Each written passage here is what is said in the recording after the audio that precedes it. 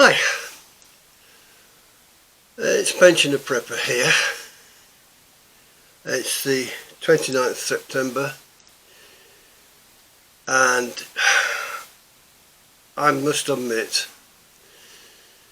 I've watched what's been happening in the UK over the past months, and although I have made one or two comments on other people's sites and things like this, I feel that within the last few days I've learnt about this digital ID and what Keir Starmer says it means for employment in the UK. So I feel now is my time to speak out, and I'm writing a letter. I'll send one to the Speaker of the House and several MPs I know. I don't know if I can trust them, but I know they have been very vocal on this subject. So anyway, I shall read my letter to Parliament and to you. So as it goes like, I find myself very alarmed at the announcement of the digital ID card by Keir Starmer. Right? This goes far beyond being an identity card, which I have in this country. It becomes a vehicle of total control by being essential to work within the UK, denying the individual any working rights whatsoever. This is despite there already being an adequate means of registering lawful employment with a national insurance number issued to every school leaver at the age of 16 and above.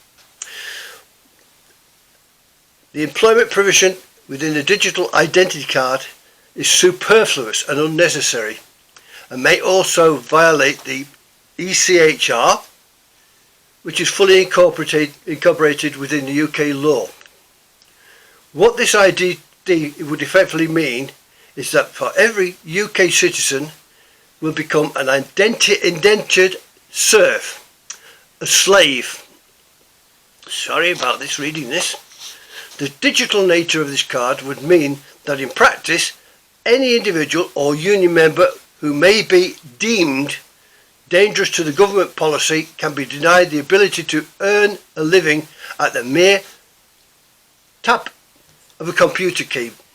This form of control would be a recognisable component to any totalitarian state.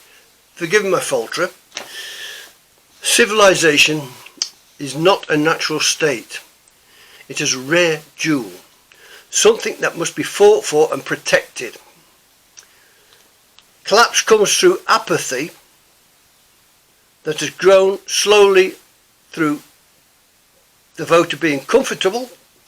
This inevitably leads to civilization falling to the barbarian. The current state in the UK is a result of apathy, naively leaving the governance to others who in reality never earned nor deserved the trust of the people that elected them. The democracy of the UK is a representative system that leaves the individual citizen free to go about their lives, secure in the knowledge that others are taking the care of business of government upon their behalf. Too many citizens believe that I am only one person, my vote is unimportant. As a result, they leave it to others. The business of governing and policing is by consent, demanding a great deal of confidence and trust. It is the duty of the citizen to choose who actually represent them through the ballot box. But what if that trust has been broken by the government? Is the consent still valid? And can any semblance of civilization survive if the engine of that distrust uses a policy to enforce compliance to laws that are clearly against the public will or consent? Is the system of representative governance, once the end of the world, now broken beyond repair? The arrest of incarceration of so many citizens before what they say, or harassed upon their doorstep by police officers being told to check their thinking? even to the extent of armed police officers at Heathrow Airport simply because they'd been arrested at Heathrow Airport, but simply because he does not even hold the political views that align with the government, despite not even being a UK citizen. Is that government by consent, or is it the government of a tyrannical government seeking to maintain absolute control? I had planned to spend Christmas with my family and my grandchildren. Would I too be arrested for my comments upon YouTube or Facebook? Should I now consider myself a refugee living in Bulgaria? Anyway, thank you. Good luck to you all, and I sincerely hope that this legislation never reaches the floor. Pensioner prepper, my fears go with you all. Bye for now. Bye bye.